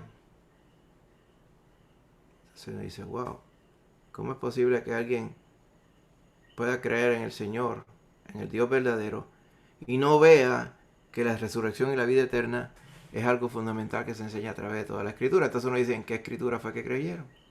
¿Ves? Por eso dice, todas estas malas ideas, ¿okay?, vienen de aquellos que dicen que conocen a Dios, pero en realidad no le conocen. Dice, no te juntes con aquellos que están corrompidos porque te van a corromper también con sus falsas ideas. Es el punto que está haciendo Pablo. Amén. Así que, si no hay dudas hasta ahora, hermano, continuamos entonces con el último punto. Amén. Yo creo que por todos los ángulos que hemos visto que Pablo está haciendo un hincapié bien fuerte, en el hecho de que creer en la resurrección no solamente es fundamental, sino que al creer en la resurrección, creemos en algo real, patente y central para la fe en Cristo. Así que el argumento más fuerte lo va a hacer Pablo ahora, ¿verdad?, en estos últimos versos del capítulo 15. Dice así: he aquí, os digo un misterio. No todos dormiremos. O sea, cuando dice dormir, se refiere a morir. Porque Pablo usa la ilustración que se usaba en los tiempos antiguos, donde el cuerpo se duerme, porque eventualmente el cuerpo será resucitado. ¿Okay? Pero lo que quiere decir es que el cuerpo murió. Dice, no todos dormiremos, pero todos seremos transformados en un momento, en un abrir y cerrar de ojos, a la final trompeta. Porque se tocará la trompeta, y los muertos serán resucitados incorruptibles, y nosotros seremos transformados. Porque es necesario que esto corruptible se vista de incorrupción, y esto mortal se vista de inmortalidad, refiriéndose al cuerpo. Y cuando esto corruptible, nuestro cuerpo, se haya vestido de incorrupción, o sea que no se muere, y esto mortal se haya vestido de inmortalidad, entonces se cumplirá la palabra que está escrita: Sorbida es la muerte en victoria. ¿Qué quiere decir? ¿Qué es sorbida? Cuando algo es arropado, algo es absorbido literalmente. ¿Ok? La victoria se asopó a la muerte. La victoria se chupó a la muerte. Como que dice, la desapareció del mapa. ¿Cuándo se va a cumplir esa palabra? ¿Ok? Cuando lo que es corruptible, el Señor lo transforme en algo incorruptible. ¿Cuándo será eso? Vamos a ver. ¿Dónde está muerte? Tu aguijón. O sea, el aguijón era literalmente lo que se usaba para apoyar los animales de carga para que se asusaran. Esa misma palabra aguijón fue la que usó el Señor Jesús cuando se encontró con Saulo allá en el camino a Damasco. Dice, Saulo, Saulo, ¿por qué me persigues? ¿Okay? Dice, dura cosa te es dar coces, o sea, patadas contra el aguijón. O sea, ¿de qué le valía al buey de carga tratar de darle patadas a la puya que lo estaba tratando de acelerar? O sea, era completamente inútil, como quien dice. En este caso, el aguijón también se ilustra como algo que podría causar daño, pero comparado con el poder de la resurrección, pues resulta ser pequeño, como quien dice, tanto aguaje que hiciste, muerte, tanto poder y tanta cosa, tanto que joncaste, diríamos aquí en puertorriqueño, para el final te quedaste en nada, porque el Señor Jesús tuvo poder sobre ti. Y lo mismo le dicen al sepulcro. Sepulcro, tú que decías que nadie salía del sepulcro, dime ahora. Dime ahora, le dice el Señor. Hermanito James tiene la mano levantada. Amén. La misma palabra que utiliza Pablo en 2 Corintios cuando habla sobre la situación que le aqueja, sobre la cual ahora del Señor. Exacto. El aguijón en la carne. Exacto. Que era como una molestia, como algo que estuviera todo el tiempo recordándole pues la enfermedad que tenía o lo que fuera que le estuviera aquejando, ¿verdad que sí? O sea, es algo que estaba ahí, como que dice, recordando, tú eres mío, de esto no te salva nadie, ¿verdad? Diríamos nosotros, tratando de ilustrar esto un poco más. Para que al final, siempre y cuando, todo ello, como quiera, le tiene que dar cuenta al Señor. Pero el Señor lo que nos está diciendo a través aquí del apóstol Pablo es que, al final, los que estén en la tumba, no se va a quedar en la tumba. Ni aun aquellos que van a ser condenados eternamente. Vaya usted a ver cómo el Señor demuestra su poder sobre la muerte. Y lo va a hacer de esa forma. Amén. Ahora, seguimos viendo, ¿verdad? Para ir en algunos detalles importantes de esto que estamos viendo aquí. ¿Ok?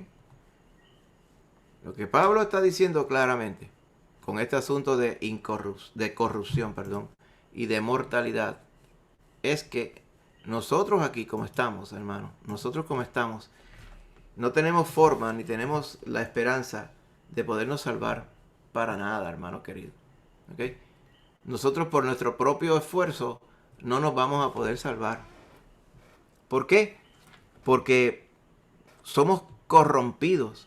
Nosotros estamos destinados, si no hubiera alguien que hubiera pagado por nuestras culpas y nos transformara para eternidad, estábamos ya condenados. Por eso que dice la palabra en Juan capítulo 13, Evangelio de Juan.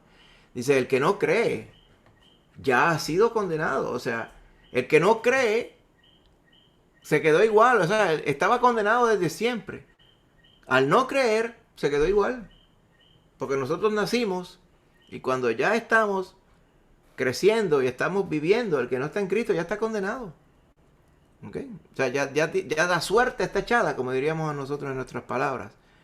El que puede revertir esa suerte es el Señor Jesús. Por la fe en el Señor Jesús. Así que no hay posibilidad. Por eso, hermano, es que si la carne que teníamos es la misma que produce el pecado que nos condena, pues ¿cómo la carne iría a producir algo que sirviera para cubrir nuestros pecados? Porque lo que produciríamos sería más pecado y más desecho y más disparate. O sea, estábamos perdidos irremediablemente. No había nada que nosotros pudiéramos hacer para salvarnos. ¿Ok?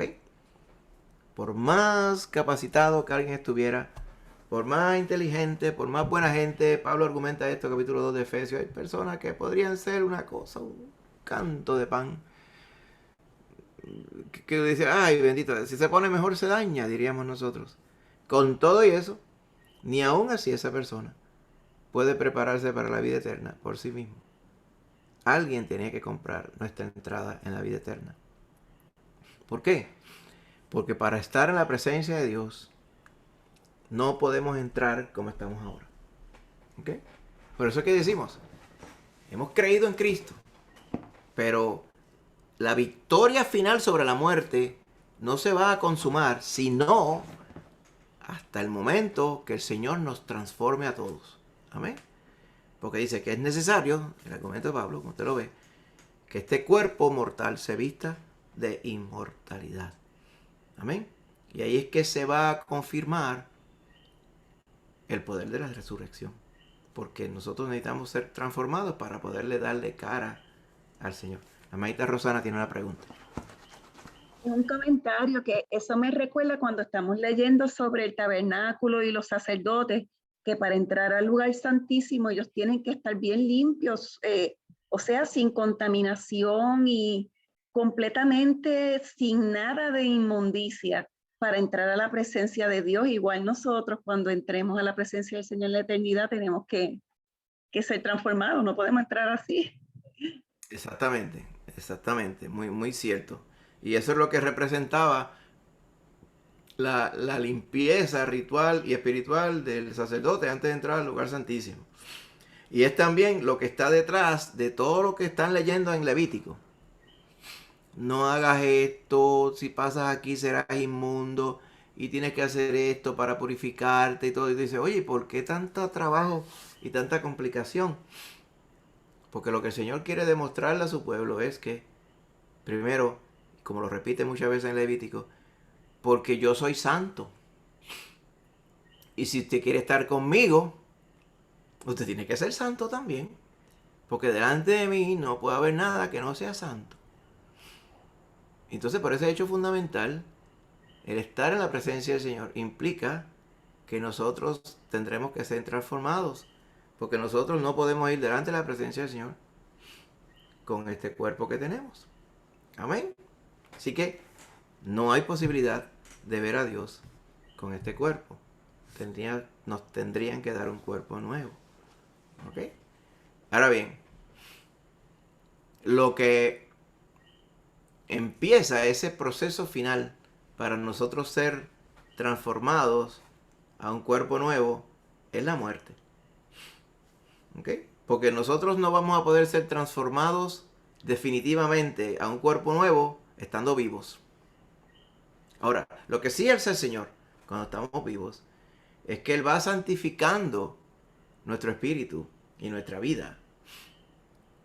Pero nuestro cuerpo, literalmente, aunque lo sometamos a la obediencia al Señor, como dice Pablo, nuestro cuerpo se sigue muriendo igual. Quizás se muere más lentamente porque tenemos temor de Dios y hacemos las cosas correctas y por su misericordia, pues Él la vierte sobre nosotros. Pero nos seguimos muriendo como quiera. Lo cual quiere decir que hay un proceso irreversible que hace falta el Señor lo cambie. ¿Cuándo ocurre ese cambio? Cuando morimos. ¿Okay? Cuando morimos, entonces damos cara al proceso de la resurrección. Ahora bien, hay gente que le tiene miedo a la muerte. Entonces bueno, ya usted ve, por todas partes está evidenciado. La gente tiene miedo de morirse. Una cosa es que el creyente no se quiera morir porque quiere disfrutar de esta vida en Cristo. Eso le pasaba a Pablo, ¿te lo recuerda? Allá en Filipenses decía, pero es que yo estoy puesto en entredicho, yo quisiera quedarme, pero a la misma vez yo quisiera irme con Cristo, lo cual es mucho mejor. Así que yo sé que voy a quedar y me voy a quedar con ustedes, porque eventualmente yo me voy a ir con Cristo también. ¿Ok? Así que mucha gente le tiene miedo a la muerte porque no saben lo que va a pasar. ¿Ok? Pero muchos le tienen miedo a la muerte porque sí saben lo que va a pasar. Porque el mismo pecado que hay en ellos les confirma que al final de la muerte las cosas no van a ir bien, si en esta vida no confiamos en Cristo Jesús. Amén. Así que 1 Corintios 13 dice, el perfecto amor echa fuera el temor, porque el temor lleva en sí castigo. ¿Okay? Porque así mismo, y Pablo, ¿verdad? Juan lo parafrasea así mismo, prácticamente igual, allá en su carta, ¿verdad? Donde dice, el perfecto amor echa fuera el temor. Amén. Así que de donde el que teme no ha conocido a Dios. Amén. Así que la victoria que el Señor nos dio sobre la muerte, ¿ok? Echa fuera el temor. Ese perfecto amor del Señor ya nos quita el temor que tengamos de la muerte. Vuelvo y digo, yo estoy seguro ninguno de nosotros se quiere morir hoy, aunque no le tengamos miedo a la muerte. Porque por el otro lado, el Señor es tan bueno que nos da bendiciones acá. Y la realidad es, hermanos, que la vida de bendición que el Señor nos da y la vida de victoria que tenemos en esta vida, aunque padezcamos lo que padezcamos, eventualmente vamos a resucitar con el Señor Jesucristo también. Así que el futuro nuestro está garantizado como quiera. Llevemos el tiempo que llevemos aquí en esta tierra. Amén. Bien importante. Otra cosa, ¿verdad? Pablo dice, mira, todos nosotros seremos transformados. No todos estaremos muertos cuando venga el Señor Jesús, pero los que estemos vivos seremos transformados. Allá en 1 de Tesalonicenses capítulo 4, da un poco más de detalle. Dice, los que estén vivos no van a ir primero porque están vivos, sino que los muertos en Cristo van a resucitar primero. Le van a dar el privilegio a los creyentes que hayan muerto ya. ¿Ok? Así que el Señor, ¿verdad?, nos confirma a través de las dos porciones esto que estamos diciendo aquí. Pablo lo que está diciendo, ¿verdad?, específicamente, ¿verdad?, inclusive en estos últimos versos, vamos a verlo aquí un momentito, vamos a ver la parte donde estábamos antes. ¿Okay? Seguimos 1 Corintios capítulos 15, versos 55 en adelante. Pablo da por sentado de que cuando se toque la final trompeta, o sea, cuando el tiempo sea consumado, vamos a ser resucitados y transformados. ¿Okay? Porque está garantizado por la resurrección del Señor Jesús. Y porque como el Señor Jesús resucitó para que nosotros pudiéramos tener esperanza de vida eterna, la única forma de poder darle cara al Señor es con un cuerpo transformado. Por eso es que los que han muerto serán reconstituidos, serán resucitados con un cuerpo nuevo, y los que estén vivos serán transformados en un abrir y cerrar de ojos. Y tanto los que estaban muertos como los que estaban vivos llevarán ese cuerpo glorioso a la presencia del Señor. Amén. Ahora, ¿qué implica esto sobre la vida del creyente? Porque fíjese que Pablo estaba argumentando a lo largo del capítulo. Hay algunas personas que dicen que no hay resurrección. Pero yo les voy a explicar aquí cómo eso es la ridiculez más grande. Cómo alguien que se llama cristiano puede decir que no hay resurrección, si la resurrección es lo que es el Señor, porque Él es la resurrección y la vida. Y Él vino para garantizar que nosotros pudiéramos estar en la eternidad con Él. Como dirían Juan capítulo 14. En la casa de mi Padre muchas moradas hay. Voy pues a preparar camino para ustedes. Y yo soy el camino, la verdad y la vida. Amén. Y nadie puede ir al Padre que no sea a través de mí. ¿Qué les implica entonces Pablo al final? En este verso 58. Él les dice, hermanos amados míos, por lo que les he dicho, que tenemos esta esperanza en que el Señor Jesús venga a buscarnos para consumar su obra redentora, para finalmente tener el premio supremo, que es la vida eterna. Debido a que el Señor nos ha garantizado esto, estemos firmes y constantes. Como quien dice, firmes en el Señor Jesús, por la promesa que nos ha hecho, por la garantía que nos ha dado. ¿Qué tenemos que estar haciendo? Creciendo de esa forma, firme y constante, en la obra del Señor siempre. Sabiendo que vuestro trabajo en el Señor no es en vano. ¿Por qué? Porque la Escritura que también iremos al tribunal de Cristo para que nuestra obra sea evaluada. Amén. Y a nuestra obra ser evaluada, el Señor nos dará galardones también. Amén. Así que, por donde quiera que lo miremos, el Señor Jesús nos está diciendo, a través de Pablo, hay unas garantías firmes para todos los creyentes, todos aquellos que han puesto su fe en el Señor Jesús. Sin embargo, como usted recuerda, Él dijo que habían algunos que no eran de Dios, allí dentro de la misma congregación de Corinto. Amén.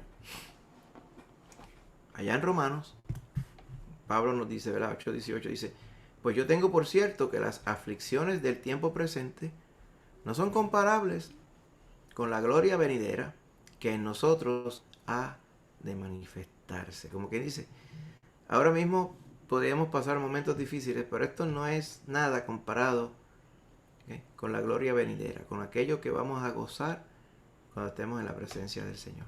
Amén. Así que la esperanza del creyente es que pasemos las aflicciones, pasemos por esta vida, porque vamos a tener una eternidad gloriosa con el Señor Jesús. Bendito sea el Señor. Amén, hermano. Me detengo aquí un momentito por si acaso hay alguna pregunta antes de ir a las aplicaciones. Amadita Lucy.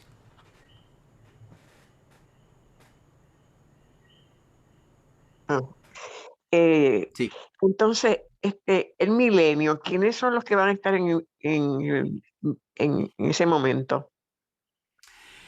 En el milenio, porque según lo que nos dice la escritura, ¿okay? podemos ver en el orden de lo que sucede en el milenio. En el milenio, por el orden de los eventos que vemos en esa porción de Apocalipsis, es evidente que la iglesia se ha ido con Cristo ya. ¿Okay? Y esta es la fe que tenemos. Porque obviamente, para el tiempo en que el milenio se desarrolla, Cristo ha venido ya, porque por eso es que Cristo está acá. Cristo ha venido a buscar su iglesia. ¿Okay? La iglesia está con Cristo. Amén. Está en la eternidad.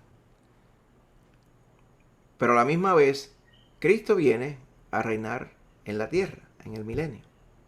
¿A qué viene Cristo a reinar en la tierra? Porque primero Él lo prometió que vendría. Hay muchas personas que dicen que el milenio no, que el milenio como que no encaja con el plan de Dios. Y la realidad es que sí encaja. Porque en el milenio es que se va a cumplir la parte donde dice que Él va a someter a todos por debajo de sus pies. Por eso que se nos dice allá en el capítulo 20 de Apocalipsis, en el milenio, que Él va a regir todas las naciones con vara de hierro. O sea, como quien dice, Él va a hacer que a la fuerza, o a la buena, todo el mundo lo obedezca. Lo cual quiere decir que los que están poblando en el milenio, pues hay muchas personas que no son creyentes. ¿Okay? Entonces, ¿cuáles son esas personas que no son creyentes? Recuerde que el milenio ocurre después de la tribulación y la gran tribulación. Hay personas que quedan vivas, a pesar de que son pocos, que quedan vivas al final de la gran tribulación. Tanto personas salvas, así como por fuego, como dice la escritura, pero tanto como personas perdidas. Pero esas personas están vivas cuando comienza el milenio. ¿Okay? Por lo tanto, mi convicción, a pesar de que no hay algo clarísimo acerca de esto, es que en adición a esos vivos que llegan vivos al milenio porque están al final de la tribulación, que incluyen creyentes y no creyentes, también, ¿okay? Es evidente de que el milenio, un reino de Cristo sobre esta tierra literal, fue parte de la promesa que le hizo el Señor a los santos del Antiguo Testamento. ¿Okay? A todos aquellos, por ejemplo, que se nos habla sobre las ilustraciones que en el milenio nos habla Isaías, nos habla Zacarías, acerca del cabrito estando con el león y el cachorro del cabrito estará con el león tranquilo y que todos irán, ¿verdad?, de bien en bien y que no habrá ningún mal ni nada de estas cosas. Se refieren al milenio, que es un periodo del reino del Señor Jesucristo prometido a Israel, o sea, a esos santos del Antiguo Testamento. Por lo tanto, yo entiendo que además de los que están vivos cuando comienza el milenio, perdidos y salvos. También están los salvos del Antiguo Testamento.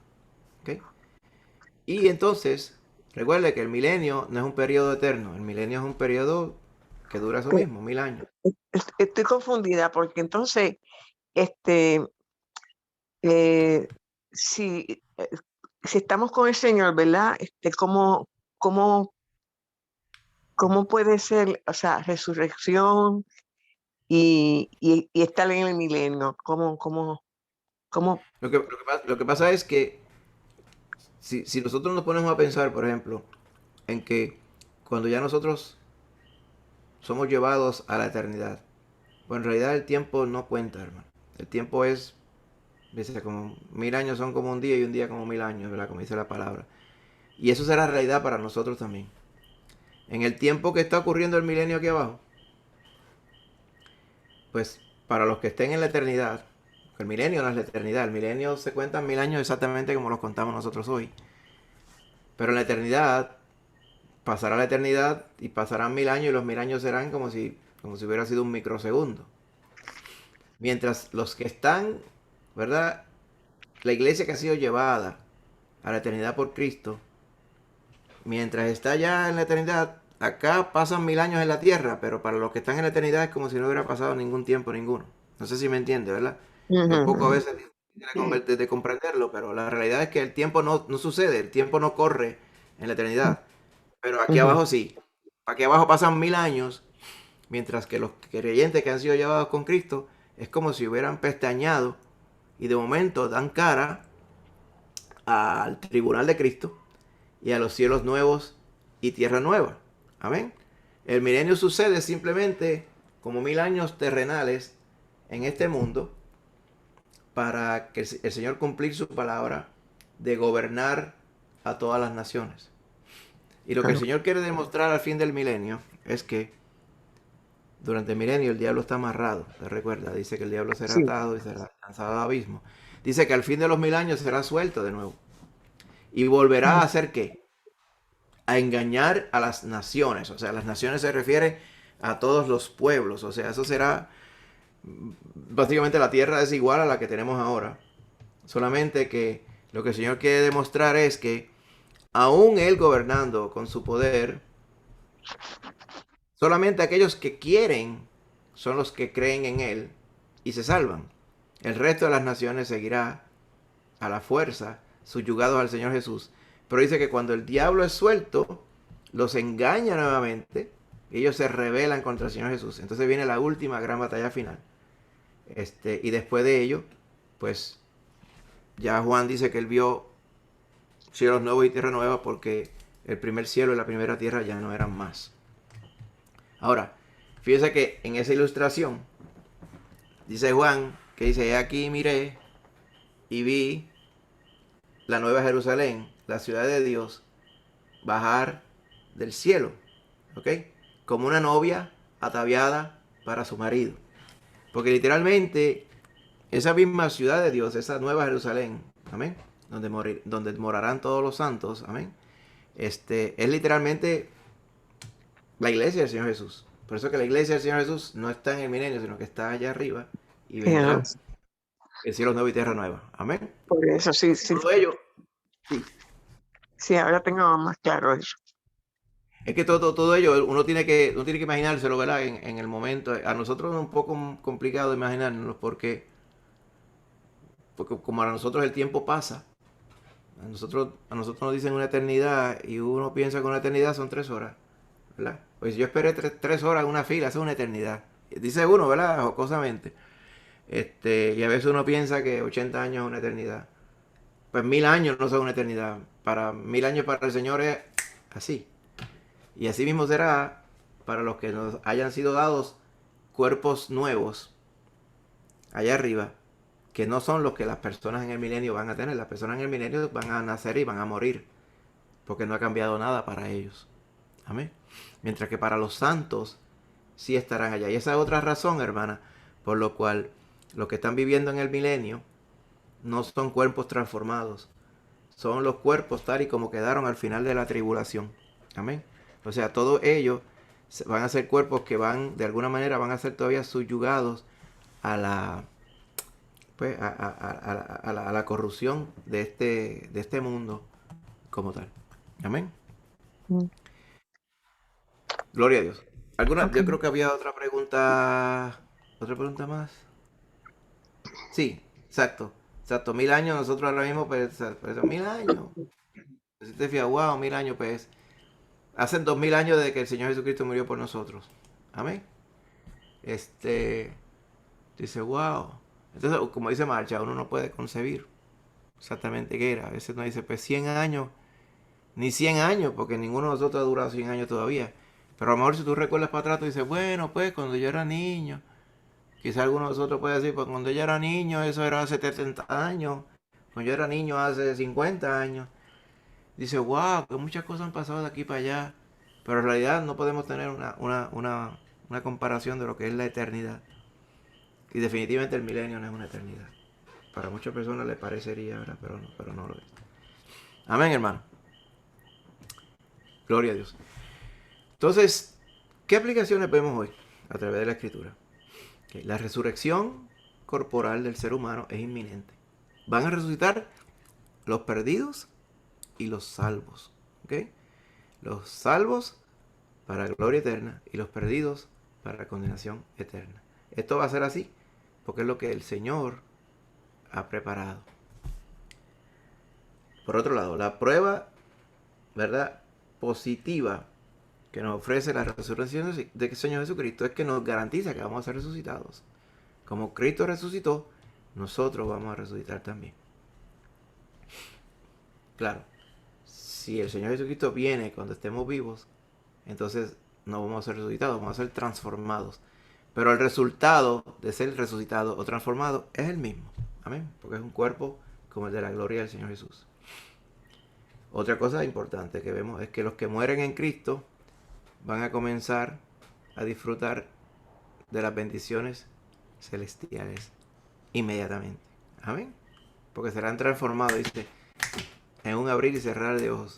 Se tocará la trompeta y serán transformados instantáneamente. Amén. Y otra cosa importante que hemos visto a través de la escritura de hoy es que la seguridad de nuestra resurrección, hermano, es la que nos motiva a mantenernos firmes y activos en testificar a otros. Primero, porque uno sabe lo que va a pasar. Y segundo, porque uno sabe la bendición eterna que Cristo le puede dar a otros, que es la misma que nos va a dar a nosotros. Amén. Además, también, el hecho de que vayamos a ser hechos incorruptibles cuando muramos es la consumación de la vida apartada del pecado que tenemos que llevar, que el Señor nos ha mandado a llevar aquí en esta vida, que es como un adelanto. Recuerde, Levítico, me seréis santos porque yo soy santo. Y no solamente santo, dice santo, santo, santo. Pues esa vida de santidad, apartado del mal, apartado de las obras de la carne, es la que el Señor nos manda a tener acá. Porque es un anticipo de la vida completamente limpia y transformada que tendremos en la eternidad. Amén. Allá, ¿verdad?, en 1 Tesalonicenses 4, Pablo diría, animaos y alentaos a todos con estas palabras. Porque allá en Tesalónica, hermano, el argumento que estaba ocurriendo era que, pues, solamente los que estaban vivos o los que estarían vivos cuando hubiera venido el Señor Jesús a buscar la iglesia, eran los que iban a estar con Cristo. Los que habían muerto y Cristo no había venido, pues se quedarían en la tumba. Mira lo que estaba pasando. Toda esta es parte de la misma creencia, quizá un poco similar a los que creían los corintios. ¿Ok? Y lo dice claramente aquí. No queremos, hermanos, que ignoréis acerca de los que duermen, para que no os entristezcáis como los otros que no tienen esperanza. Dice, porque si creemos que Jesús murió y resucitó, así también traerá Dios con Jesús a los que durmieron con él. O sea, los que murieron en Cristo no se van a quedar muertos. Van a estar vivos. Y por eso dice, alentaos los unos a los otros con estas palabras. Amén. Imagínense esos creyentes tesalonicenses diciendo, wow, qué clase de bendición nos ha dado el Señor. Que aunque yo me muera antes que Cristo venga, como quiera, eso no va a hacer ninguna diferencia, porque yo voy a ser resucitado como quiera y voy a estar con el Señor igual que aquellos que estén vivos cuando Él venga. Y esa es la realidad, hermano, de la fe que tenemos en el Señor Jesucristo. Medita a Lucy. Sí. Sí. Que sí, eso me acuerda que el Señor le dijo que Él no era Dios de muertos, que era Dios de vivos. Exactamente. Eso. Exactamente. Porque los saduceos, que fueron los que le presentaron aquella ilustración al Señor acerca de la mujer que tuvo 7 maridos.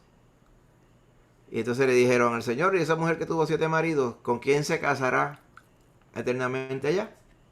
¿Verdad? Y en ese contexto, obviamente, el Señor le refiere, ¿verdad? Esta cosa, dice, porque allá no serán que se darán en boda, no sé, la gente no se casará en la eternidad, ni nada de estas cosas, porque serán como los ángeles, dice el Señor. Pero el Señor le dice, pero volviendo al meollo de la pregunta, porque ustedes me están haciendo la pregunta porque ustedes no creen en la resurrección. Y ahí es que le cita las palabras que usted menciona. Y le dice, ¿qué dice la Escritura? Cuando el Señor se le apareció a Moisés en la zarza, le dice, yo soy el Dios de Abraham, de Isaac y de Jacob. Entonces, ¿cómo podría ser el Dios de Abraham, Isaac y de Jacob? A menos que ellos estuvieran vivos. Así que él seguía siendo el Dios de Isaac, Abraham y Jacob, porque ellos estaban en la eternidad con él. Amén.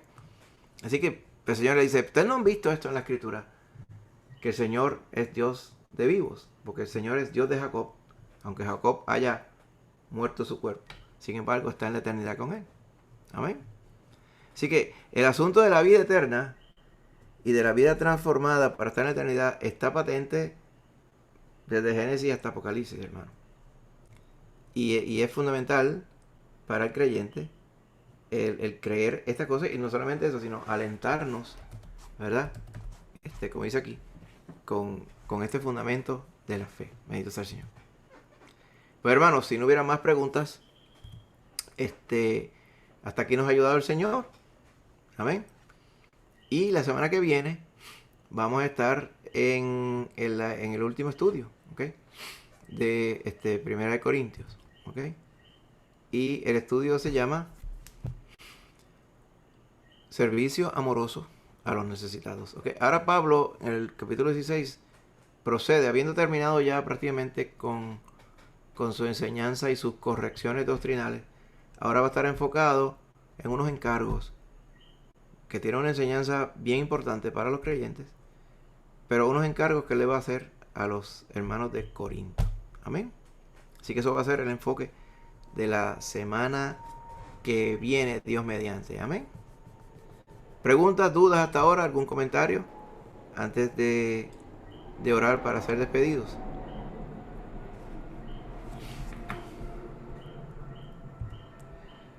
Amén. Voy a ponerlos aquí para poderlos ver a todos. Aquí estamos. Debe ver. Un segundito. Ahora. Ahí está. Ahora los puedo ver a todos. Amén. Gloria a Dios. Sí, dime. ¿Puedo leer 2 versos? Claro. Están en Judas. Es la doxología, que es bien bonita. Ajá. Dice, y aquel que es poderoso para guardaros sin caída y presentaros sin mancha delante de su gloria con gran alegría, al único y sabio Dios, nuestro Salvador, sea gloria y majestad, imperio y potencia, ahora y por todos los siglos. Amén. Amén. Amén. Amén. Amén. Amén. Muy apropiado. Amén. Para el tema que hemos estado hablando hoy. Amén. Y no solamente es el tema de hoy, el tema del creyente es que nos vamos con Cristo. Y entonces si nos vamos con Cristo, pues vivamos como que eso mismo, como que nos vamos con Cristo. Amén. ¿Cómo deberíamos vivir si tenemos esa esperanza de que por el poder de Dios vamos a estar en la eternidad? Dice, ese único y santo Dios todopoderoso que nos vino a salvar. Pues entonces, pues yo voy a vivir para la gloria del Señor. Y voy a hacer las cosas para que Él se glorifique. Amén. En el nombre de Jesús. Gloria a Dios.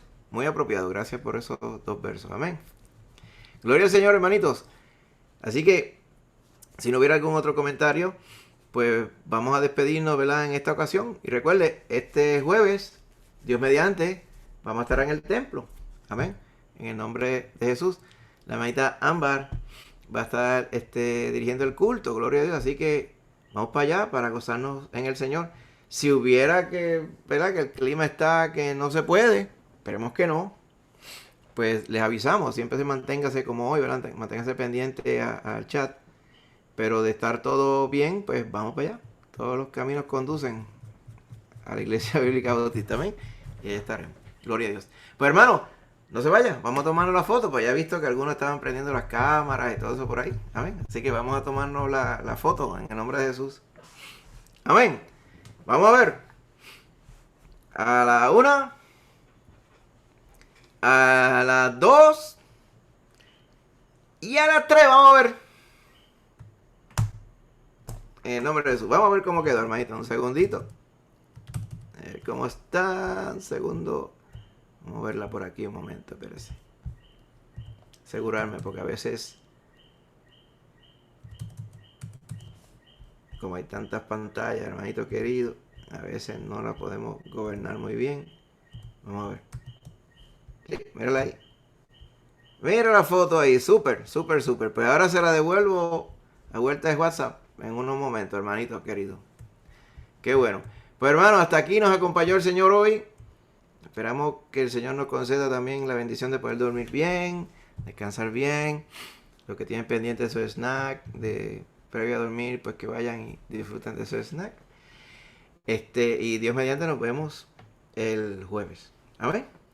Gloria a Dios. Así que recuerden, hermanito, en el nombre de Jesús, sueño placentero y que Dios me les bendiga a todos. Amén. Que vayan bien. Ahí vamos, en el nombre de Jesús. Que les bendiga. Que Dios me les bendiga a todos. Bye, bye, bye, bye, bye. Que vayan bien, hermano. Dios me les bendiga, ¿ok? Que descansen.